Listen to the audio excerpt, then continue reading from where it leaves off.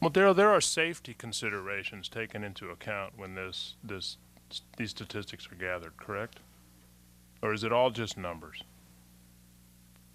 They take into account virtually everything, yes, to answer your question. I guess I'll plead my ignorance then. I don't understand how, if people are not allowed to make a left turn at this intersection, that we can fully understand the impact of everyone going in and out of that intersection wanting to make a left turn if it's prohibited.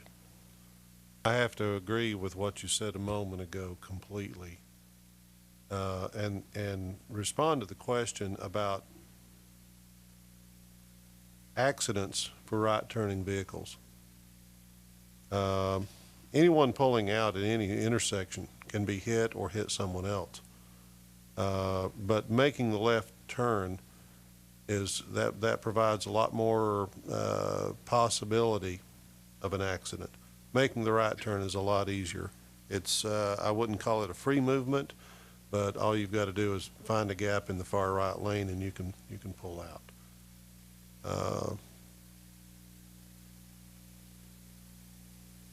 That's just my observation. Darrell, would you agree with Mr. Whiting's statement that a competent traffic engineer could estimate pretty accurately the number of vehicles that would have wanted to make a left? Potentially would it would be hard at this location. They pretty much have to look at everything around it and see what kind of a draw there would be. The fact is there shouldn't be an awful lot of draw to make a left turn to go to Kingston Pike when you already have 2 signals on Kingston Pike to leave the high school.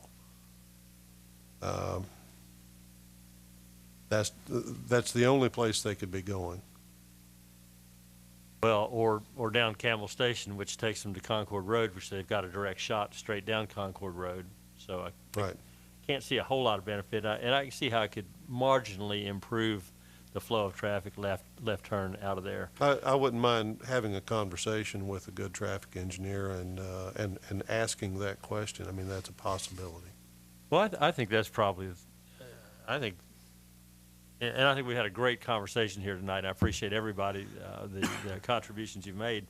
And I think that it looks like the best thing to do is go ahead and put that island in and then conduct a study and get the best information we can, and based on that, and I think give consideration to the pedestrian issue, the crosswalk there, which I don't think we have an adequate crosswalk for the number of kids that are coming there from every different direction, and see then, based on the best available engineering data that we can collect, whether or not one's warranted.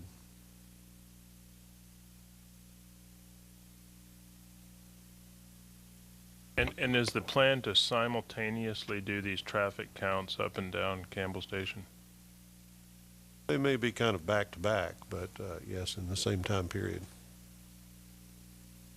I'm a student at Farragut Middle School. I don't go out in that direction, but I have played baseball down at I can't remember the exact name, but it's the park.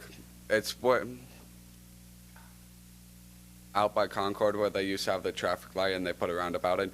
Wouldn't a roundabout also be an option for there? It would allow a left turn and right turns, and it would force, I think it would force the cars to slow down a little bit. So wouldn't it add a certain level of safety to that?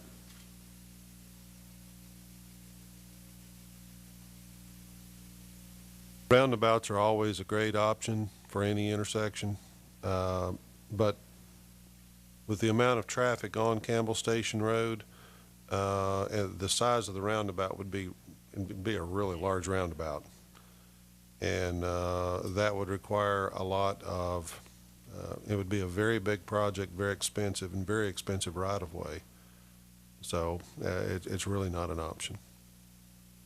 But that's a good thought.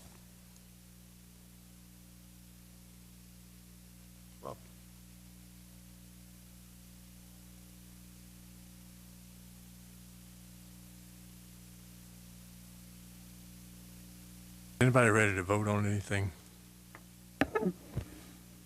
I think I'm ready to make a motion. Go ahead. I move that we construct the island shown in the Amendment B2 attached to this packet as soon as physically possible. And at the same time, we're conducting the studies of Campbell Station Road, the warrants for the other lights we've discussed, that we also conduct a warrant study for the high school driveway. Second it. All in favor say aye. Aye. Any opposed? No. Mr. Reynolds, may I have to ask, if that island is constructed, will you be opening that road? Thank you. Could I also, we look into what we could do more for a pedestrian crossing, either there or at Sonia Drive, where it was before, where all the signs were taken down, Darrell? We've looked at the possibility of a crosswalk at the high school entrance before. Mid-block crosswalk on Campbell Station Road is really not a very good idea without a signal. Now, anyone who is walking to the high school, I'm assuming, is coming from Village Green or Sonia Drive. The Sonia Drive residents are already on the correct side of Campbell Station. The Village Green residents coming out of Old Colony have a crosswalk at Old Colony as well as at Heron Road. So they have two opportunities on their way to the high school to cross. I wouldn't recommend a mid-block crosswalk anywhere through there without a signal. Thank you. All right. Now I lost my agenda.